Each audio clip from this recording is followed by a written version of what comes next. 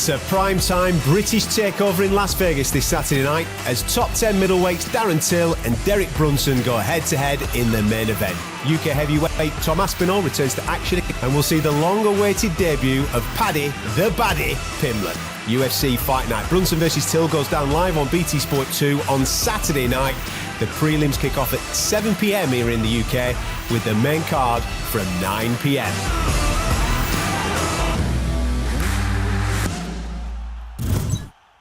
Hello and welcome once again to Fight Week. I'm Adam Catterall. It's a pleasure as always to be in your company, and this is your official preview for Fight Night Brunson versus Till. And joining me as ever with some new backdrops. Look at these lads here. Mr. Bisping's found some brickwork in his basement. There you go. And we've also got some palm trees in the backdrop of Nick Peake. Nick, where are you right now, mate? You're going to have to let everybody know that you're not on some type of shoot for the Man from Del Monte advert or something.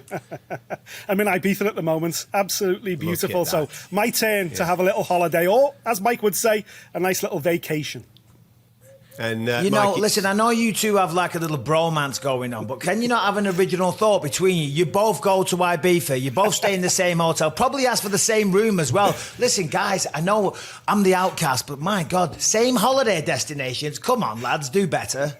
Mike, it's just refreshing to see you, my friend, with a bit of product in your hair. Everybody saw you on Instagram this week looking like something out of the new romantic era from the 1980s. That's a lovely feathered look when you don't have any products on, isn't it, my man?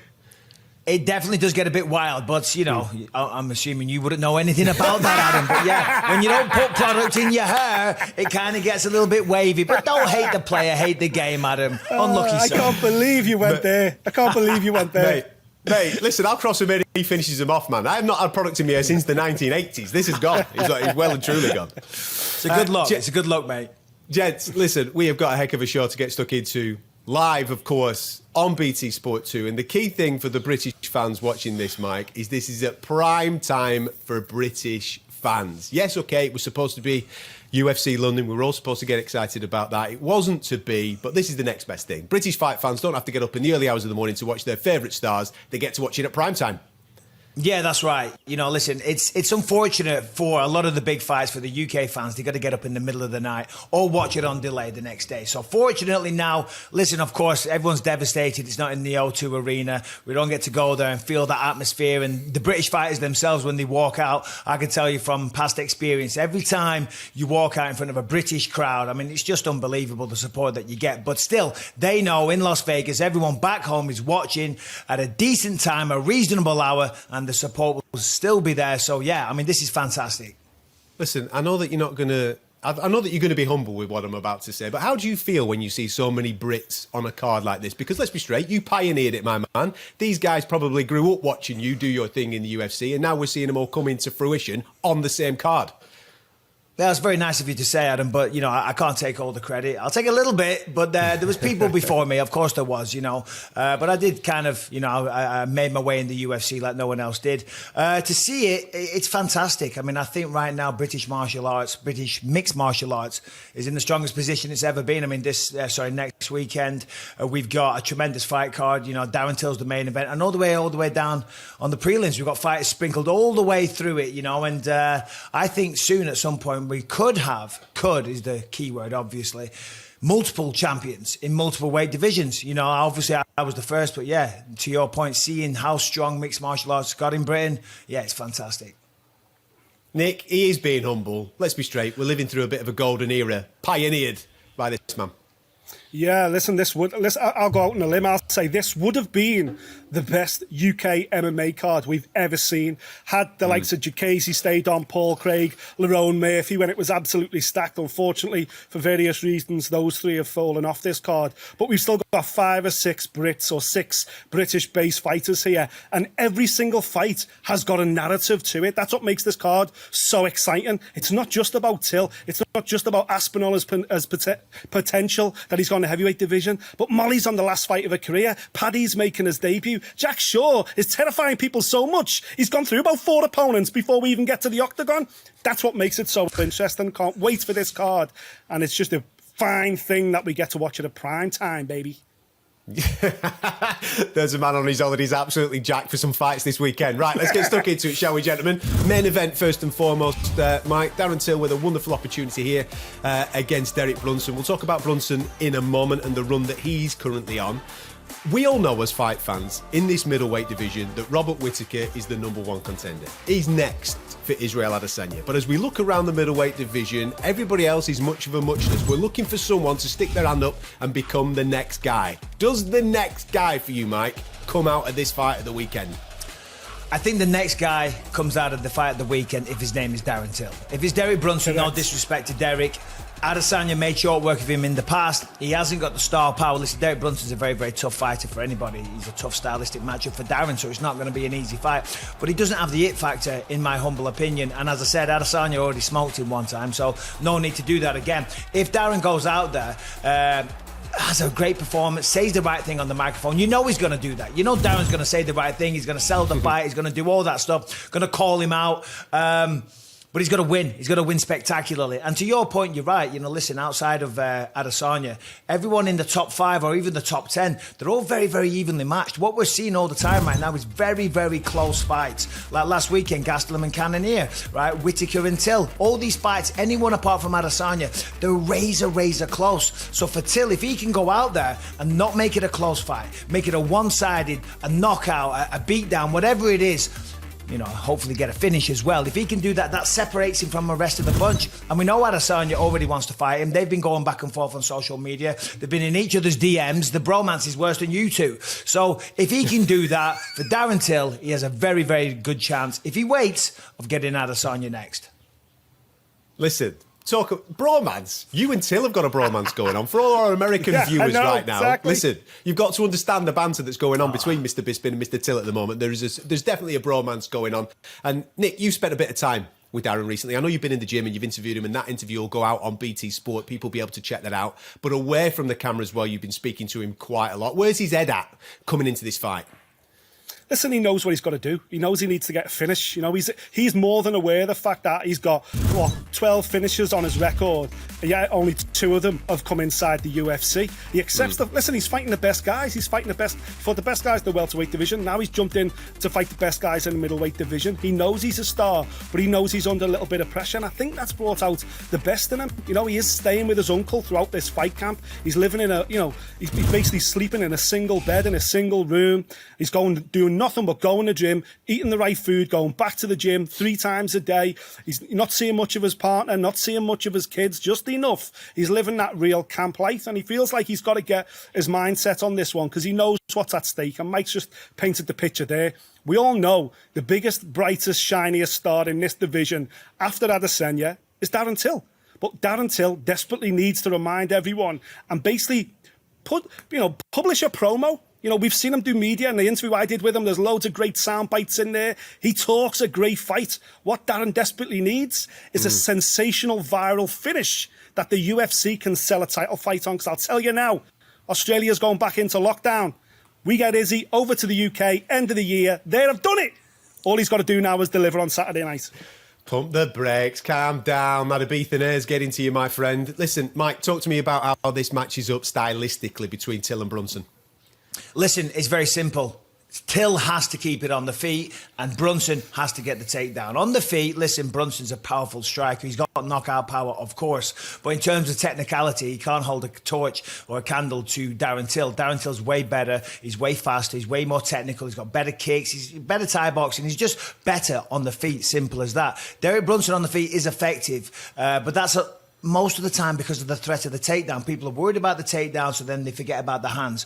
Sometimes for Derek Brunson in the past, he gets way too over-aggressive, and that was his downfall, certainly against Adesanya. If he gets the takedown against Darren, we've seen that Darren can get back up pretty well, and Darren has very, very good takedown defense. But essentially, that's what this fight comes down to. Can Till keep it on the feet, and can Brunson get it down? But for Brunson, there's more to it. He's got to get him down, and he's got to keep him down. You know, we know Till is training with a lot of big guys in there in Carbon, you know, Tom Aspinall amongst many, many others. So it's not going to be easy for Brunson. But if Till can keep it on the feet, I see him winning pretty easily, to be honest. Mm-hmm.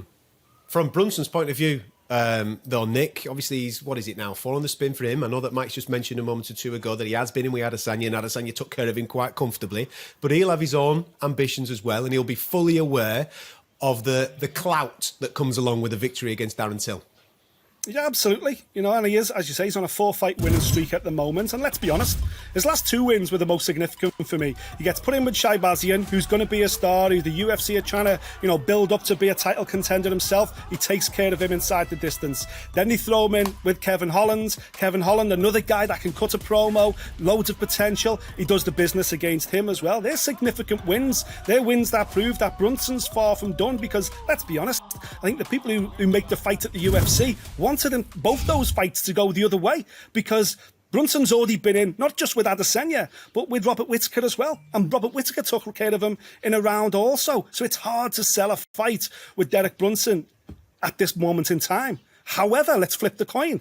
If Brunson can get Till down, if Brunson can maul him on the ground and get some kind of finish over Darren Till, then that is huge for his title aspirations. And while it may not come next, it will put him in a sensational position moving into 2022. Mike, from your experience of obviously working inside the UFC and now outside as an expert pundit, what do you think they will do next? Let's say Till comes up with a sensational viral knockout of the weekend against Brunson. We've just had a great performance from Cannonier. Okay, the viral knockout wasn't there against Gastelum, but the performance was there. Do you see them putting them two together in a final eliminator to then take on Adesanya Whittaker Victor later on, or maybe at the start of 2022? I mean, it's a potential, isn't it? I mean, Cannonier even said last week he wants to fight, he wants to keep the ball rolling. And if he's going to wait for Adesanya, either of them, it's going to be a long time. I don't think there's a date right now for the Adesanya and Whittaker fight. Yeah. So who knows when that's going to happen. And unfortunately, when you're a professional fighter, you can't do that. Some people do. They sit around and they're wasting some of the best years of their career. They're all in their prime right now. Who knows, maybe it's 6 months. Maybe Adesanya and Whittaker are training and one of them pulls out because they get injured in camp or something. You never know what's going to happen. So unfortunately, I'm inclined to think that they both have to keep fighting. You just never know what's going to happen. But still, we are getting ahead of ourselves here because, Brunson does have to take him down. But also, Brunson hits hard, so Till's got to be careful on the feet. He's the better striker. He's the more technical striker. I'm talking about Till. But if he gets too fixated on waiting for the takedowns of Brunson and waiting to sprawl or get underhooks, he could get caught with some shots of Brunson. So that's the thing about mixed martial arts. That's why it's such a beautiful sport. That's why I'm obsessed with it, because it's such a chess match, and you focus on one thing, then you forget about the other. So, we are getting ahead of ourselves here, talking about title fights and what should they do next. The reality is, on September 4th, Darren Till has to beat Derek Brunson. And Brunson's on a 4-fight win streak. He seems to have found his groove. He's definitely made some improvements technically. I think he's working with some new coaches. And his last win against Kevin Holland, he stopped a lot of momentum there, stopped a lot of hype. And if you look at Kevin Holland, he likes to fight on the feet and he's got an incredibly long reach. However, the difference between Darren Till and Kevin Holland is that Darren's in control of his body. He's in control of his feet and his range.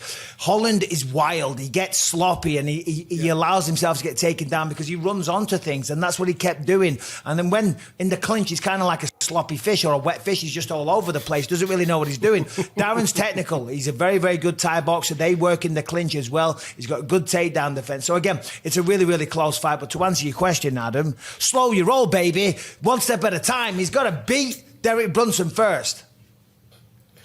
Yeah. All right, I'll go to the hype man to finish this off. This is a daft question. Nick, what's happening in this fight of the weekend? Till by knockout, he gets on the microphone, he calls out Adesanya. We've got ourselves a fight in the UK by the end of the year, baby. UFC London's back on. Mike, are you on interviews for this one? Are you in Octagon interviews with the guys? I am. I was like, look, listen. Here we go. What? Here we go. I put the request in a while ago. I said, I'm commentating in London. I said, I'm doing the in-cage interviews. Don't give me none of this DC. Don't give me this Paul Felder nonsense. No one wants to hear from them. There's only one guy that's stepping in that octagon to interview the British people, and that's me. And if you got a problem, let's fight about it. And DC was like, whoa. Well, I don't want none of that smoke. So yeah, I'll be doing it, and I can't wait. There you go. Analyst of the year. Inside the octagon with the big guys. That's what we're all excited about. That's obviously the main event, and we're all excited about that main event. That's why we're all showing up. But there's some sensational talent, obviously, a little bit further down that card, and we're going to go into this heavyweight division. Mike, Tom Aspinall has been punch perfect so far. 3 fights in the UFC, 3 victories. Probably his most impressive last time out against former champ Ilovsky. It was a phenomenal performance. And Mike, with the way that Tom's going, a victory against this guy, you'd think that he would go into the top 10 in the rankings. That would then maybe bring up a fight with someone in and around 5 and 6. A victory there, and we're all then getting a little bit giddy, aren't we? Within 12 months, we could be talking about a heavyweight title shot. Yeah, well, we're going to get giddy. But if you speak to Tom, he kind of wants the opposite, only because he's smart. He doesn't want to rush it. He knows there's a lot of, there's a lot of very good talent in the UFC, and he wants to take his time. Unfortunately, he'll become a victim of his own success if he continues beating people. And that is what's going to happen. He just beat Andre Ilovsky, a former champion and a legend of the sport. However, Andre was, with respect, and I'm never going to talk bad about the Pitbull, but, he's towards the end of his career, simple as that. But Tom still passed the test with absolute flying colours. Now he gets this guy who hasn't got the name brand, but if you know the sport, you know that this guy's a tough guy, and he's ranked. So as you say, he beats him, he's going to be ranked, and then after that, it's nothing but ranked opponents. And if he continues to win, let's say a year passes, 2 more fights, 3 more fights. If he's won them, if he wins another 3 fights, then 100% he's in title talk conversations this time next year. So, hey, listen, that's the way it goes. Welcome to the UFC. Boxing, you can skirt around for a while, you can pad your record, you can get experience. In the UFC, as soon as you start doing well, as soon as you start taking out guys like Ilovsky, that's it, you're in with the big boys, and it's either sink or swim. Yep. And I do believe Tom, he's a bloody good swimmer. Simple as that. For those that have been keeping up to date with Tom's professional career, he's not been out of the second round as of yet. That's not just UFC, that's his pro career. So keep an eye on this fight. It could be an absolute crackerjack. Now, here we go. DJ Mikey B, have you dusted off your bouncy house records, my man? They might be needed for the ring entrance of a certain Scouser coming your way, making his UFC debut. The baddie is in town. Paddy Pimblett's UFC debut. How excited are you? We'll get the Scouse house rocking. Oh my God, Adam, I hate you for saying that. Listen, I mean, this is long overdue. A lot of people have been looking forward to this for a long, long time. I've heard his name for years. Obviously, I've lived out here in America for 10 years now, but even still, I've kept hearing this name, Paddy Pimblett. Obviously, he's done great things in Cagewarriors. He turned down a contract, I think, once or twice to the UFC because he thought, when he comes, he wants to be ready. And we often see that. Everybody wants to get to the UFC because it's the biggest show in town. But when you get here, you got to win the fights. You don't just want to be a flash in the pan. So Paddy's been very, very mature. If you look at Derek Brunson, he did the same thing. And look what he's doing. He's been on a fast track to a title fight. So Paddy Pimblett is here. He came on my podcast. He's brimming with confidence. He said he's gonna steal the show. He's gonna have everyone's heads spinning. I don't know what he means by that. He said the UFC staff, I'm gonna run them around in circles. I'm not sure if that's a good idea. They work very hard. They're very nice people. But listen, Paddy's gonna make a splash. He's got a decent opponent for his first fight out there. I do believe it's a very, very winnable fight for him. Paddy's the complete product. He's got no weak areas. Of course, the wrestling stands out. But to your point, I'm looking forward to the walkout. I don't know what his walkout music is going to be. I don't know if you guys do, but Paddy the Baddie is finally here. I thought you were on the decks. Nah, I thought you were doing it. Not this time, unfortunately. Listen, Nick, as a martial artist, we've been following him in Cagewarriors, and listen, he burst onto the scene. He's got a huge following in Liverpool. He went through a period of time where maybe he fell in love with his hands a little bit too much. Now he seems to have really grown into his skin. He seems comfortable with who he is as a mixed martial artist. Matured, I think, maybe is the right word, and it's the right time for him now to be in the UFC. Yeah, personally, privately, he's been through an awful lot, and just physically though as well, mentally he's come through a lot. Physically, he's grown up now. He's filled into that frame. It's crazy to think he used to make featherweight the size he is now. He's a fully fledged lightweight. He's got lots of packed on muscle, nutrition program, strength and condition program. He's ticked all the boxes you need to do to be a professional in this sport. He's no longer going to McDonald's every night for his tea, which is what he was doing when he was probably the biggest star Cagewarriors had seen since Conor McGregor. You know, he was headlining cards in his hometown in Liverpool, pretty much selling out the Liverpool arena.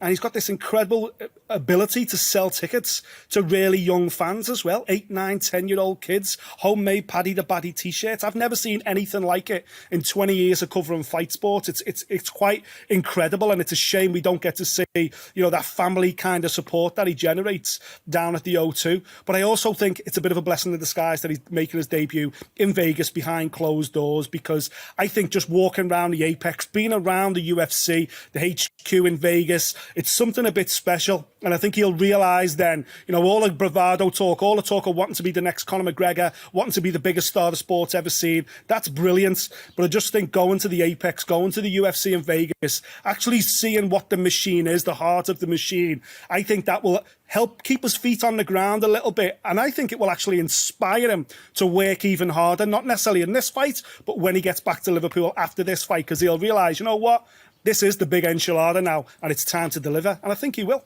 Stylistically, Mike, what can he expect from Vendramini? I mean, as I said before, I believe it's a tough fight for Vendramini.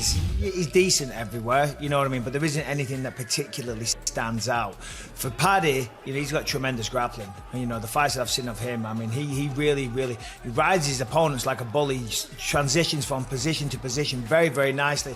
Hands are good as well, you know. So for Vendramini, it's a tough night at the office. And then on top of that, you know, unless he's been living under a rock or staying off social media, he's clearly seeing all the hype that Paddy's getting, you know what I mean? So for Vendramini's coming into this one, he's probably got a lot of motivation because he wants to stop the hype train. Simple as that. And when you feel like you're getting overlooked, that can give you a lot of extra momentum to get out of bed, to go for that run, to run sprints, to push it harder in practice, because everyone's talking about Paddy. Nobody's talking about Luigi, and it's a little bit, you know, of a shame for him because in terms of the media presence, he is kind of an afterthought in this. So Paddy's got to be careful because, you know, there's a reason why Luigi's in the UFC. You know what I mean? He ain't a walk in the park. You know, the man can fight. He's a professional fighter with a decent amount of experience, and he's part of the UFC roster. So again, just like before with Darren Till, you can't count your chickens before they're hatched. You know what I mean? But I do favour Paddy big time in this one. And as you said, Nick, I think when he gets out there to the Apex and sees the machine,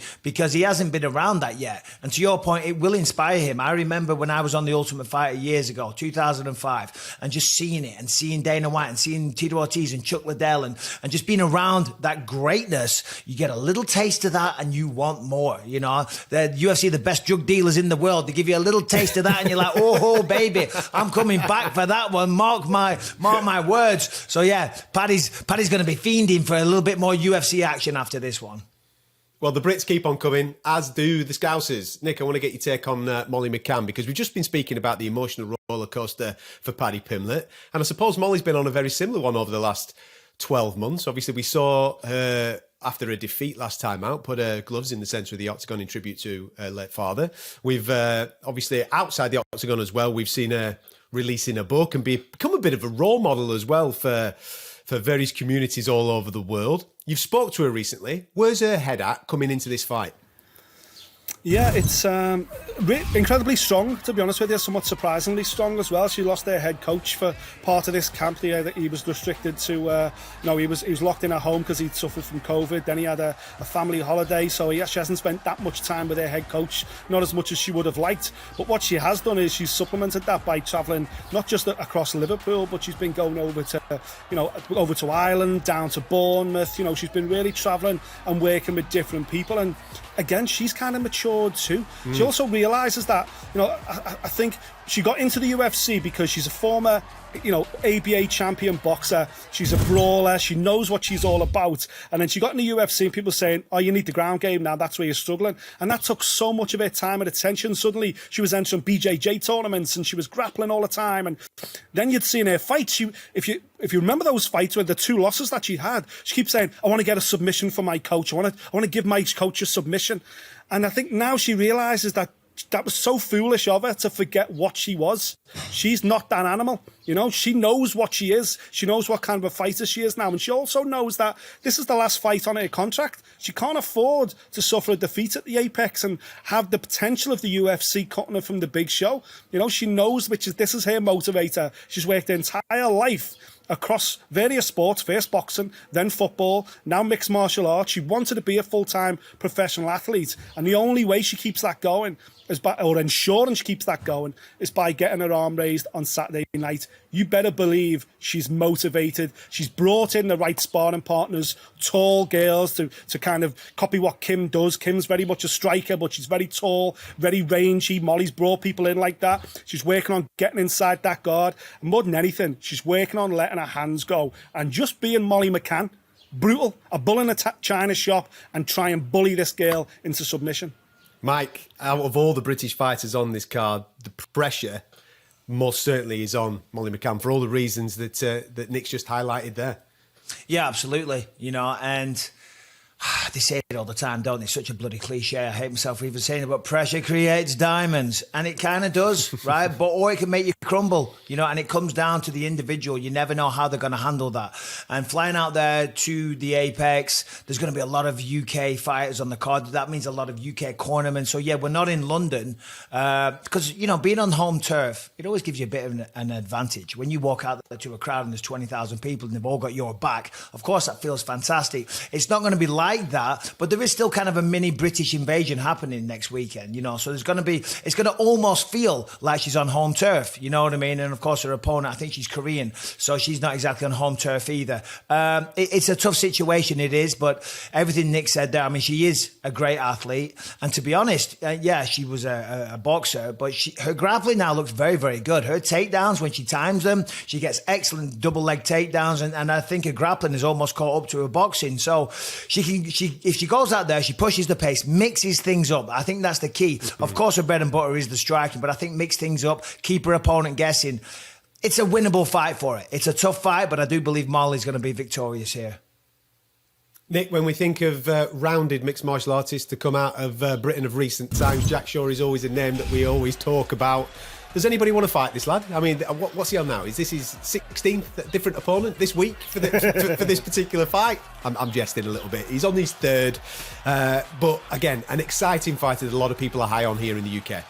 Sensational. You know, I've got so much time for Jack Shaw. I spent some time with him in the last few months doing some commentary for radio and everything else, and he's got it. He's not only got the personality, but he's got a great brain. He's a real good way of breaking down fights. He understands the striking part, the grappling part, the transitional part. He's a real student of the sport, mixed martial arts, and rather like Tom Aspinall, you know, he's trained by his dad as well. His dad's his head coach. They've worked together for a long time. His dad's a Korean martial artist, which obviously Jack has then evolved from. Listen, this guy's got so much potential. I would put money on the table right now that he will become the first ever Welsh UFC champion. That's how high I am on Jack Shaw. He's 14-0 right now.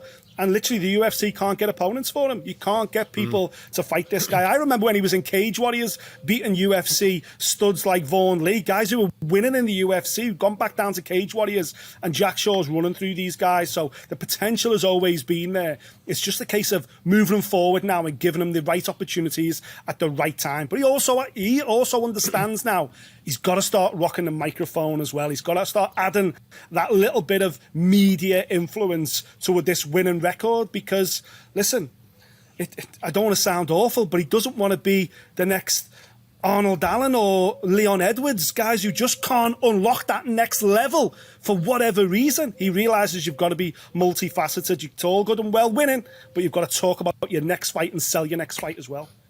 Mike, I was just about to bring that up with yourself, my man. He's on a card here with major personalities. Obviously, Darren Till at the top there. If he does the business, you know that he's going to rock the microphone. You know what Paddy Pimblett's going to do if he has a successful debut too. Jack Shaw is an incredibly talented mixed martial artist, but that's not enough. You've got to make people at home fall in love with you with the things that you say as well as what you do, haven't you? Yeah, and listen, it's a sad reality, but that is the case. You know, that's what it's all about these days, because the public have almost got to demand it. You know what I'm saying? Yeah, you've got to go out there, you've got to win your fights, but there's no point being totally boring. There's no point not taking advantage of the opportunity when somebody gives you a microphone. You don't need to be brash, you don't need to be abusive, you don't need to be insulting, but you've got to give them something. You know what I mean? When you have your opportunity, I mean, you might only fight a couple of times a year, right? So when hopefully you win your fight, and then you're speaking to whoever it is, a very handsome Englishman possibly on September 4th, when they hold out that microphone, you got to take opportunity. You got to take that opportunity, pardon me, and make the most of it, because you don't get it very often. The world is watching. The entire world is watching you at that moment in time. Be interesting, have a name, have someone to call out. And if Jack Shaw does that, I mean, listen, the technicality of the man is right there. And do you know what the first possible Welsh champion has in common with the first English champion? A background in Japanese jiu-jitsu, right? Because Japanese jiu-jitsu is the mother of all martial arts. I was a Japanese jiu-jitsu specialist, and so is Jack Shaw. It's the oldest martial art, and it does everything. It does wrestling, it does jiu-jitsu, submissions on the floor, it does striking on the feet, it does hip throws, and all the other martial arts took from Japanese jiu-jitsu. Judo took the throws and specialized in them. Karate took the striking and made that even better, so on and so forth. So Japanese jiu-jitsu is a great background to start off for a mixed martial arts career. And listen, so far in the octagon, the man's looked absolutely fantastic. He doesn't seem to have any weak areas, but yeah, you know, he's got to rock that Welsh accent on the microphone. There you go. I expect that with a very handsome Englishman on Saturday evening. Just a quick one. Modestas Bukauskas is obviously in action as well against Khalil Laundry. A lot of fans will know Khalil's name, and I think this is a bit of a gift for Modestas, given the fact that he's coming off the back of 2 losses. The last one, very contentious. I thought he was unfortunate on the judges' scorecard. Yeah, he got starts against Jimmy Crute. Khalil Roundtree, I think, has lost 3 of his last 4, but it's a name that everybody knows. This is a real opportunity from the man from the South Coast, Mike, to make a bit of a play in the light heavyweight division, because, again, another division where we know who the champ, we know what the title fight is, and everybody else is clambering for the next shot. I'm not saying that the Bukauskas is anywhere near that, but this is an opportunity to announce himself and maybe get himself closer to that top 10. Yeah, well, as you say, it's an opponent with some name brand recognition, and name brand recognition. And as you mentioned, Khalil's, you know, he's not, the form hasn't been the best lately, and to be honest, neither has Modestas either. But in the fight game, you're only as good as your last fight. So if he can go out there and make short work of a Khalil Roundtree, all of a sudden the narrative changes. All of a sudden, a lot of people are watching and they're talking about him on Monday morning. You know, in America, people are like, oh, this Modestas guy, Bukauskas, or whatever, however you say his name. You see me knocked out that Khalil Roundtree at the weekend. I know Khalil because he's been in a lot of big fights. So there's a massive opportunity for Modestas here to go out there, flip the narrative, you know, put the losses behind him, be and somebody with a lot of name brand, and be on another role on come Monday morning. So, you know, there's a lot of pressure there on both sides, to be honest, because, you know, Khalil, same way. You know, he's a tough guy. Khalil ain't no walk in the park for anyone. He's a strong guy. He can crack. You know, he hasn't got bad skills. He's not the most technical fighter on the planet, but he can crack. So, tough fight for both men. Because of what Mike's just said there, I know that all the eyes are going to be on other fighters, Nick, but because of what Mike's just said there, it's actually a little bit of a sleeper for Fight of the Night, that, because there's pressure on both of these guys. They have to win. And you know what they're going to do? They're going to stand and have a bit of a go at each other. Should be a cracker. Yeah, listen, they both only know one way to fight, and that's to throw heavy leather, and they're both under a lot of pressure to deliver here. And let's be honest, if you had both of them in the room, or you had in separate rooms and you asked them the question, they'd both feel like, yeah, this is a totally winnable fight for me. This is why I've got him. The UFC like me. The UFC want to give me a win. I think they would both give you the same answer. But there's a lot of pressure on the Baltic Gladiator here. You know, I think he's had a tough time in the UFC, but the UFC is tough. You know, sometimes you're a Cagewarriors champion. You think you're going to fly when you get to the UFC, and then suddenly it doesn't work that way. But there's no shame in getting knocked out by Jimmy Crute. But then obviously he lost the split decision last time out as well, which is a tough one for him. And in terms of Khalil Roundtree, I'm a massive fan. He's got probably one of the greatest stories in the UFC right now. A 300-pound roadie working on the rap music scene in America. He used to get laughed at because he loved UFC, said he was going to one day be a UFC fighter, quit his job, packed in smoking cigarettes, drinking beer, moved to Vegas, met Wanderlei Silva. A couple of years later, he's in the UFC. Come on, that's not a Hollywood script. What is? Don't be saying Hollywood scripts around this fella. He'll be writing it and having it published next week, pal. You know how he works. Yeah, absolutely. He could play Wanderlei Silva, Mike. You could play Wanderlei. Whoa, easy now. Come on, listen. He's got to be the ugliest person in UFC history. Simple as that. And then Wanderlei Silva went off and had a bunch of plastic surgery. He's the only man that looks worse. Well, saying that's a lot of people if you do too much of it. But yeah, no, listen, Nick, I'm very offended. Very offended. Listen, Mike, we're looking forward to hearing your dulcet tones on the commentary for this fantastic show involving all these British fighters live on BT Sport 2. Just a reminder, and this is the beautiful thing about this, for all British fans, 7 p.m. prelims get underway, 9 p.m.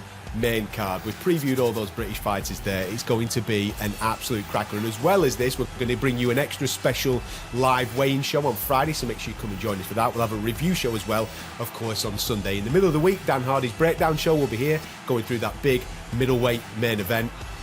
And we've already spent a little bit of time with the main protagonists. Nick's been down to the gyms in Liverpool. You might need you might need subtitles, let's be straight, because when Scousers get together, it's full on Scouse. That's all I'll say. It'll be available for you on the YouTube channel, so make sure you check that out. Once again, 7 p.m. prelims, 9 p.m. main event. Make sure you come and join us for that. It's going to be a cracker.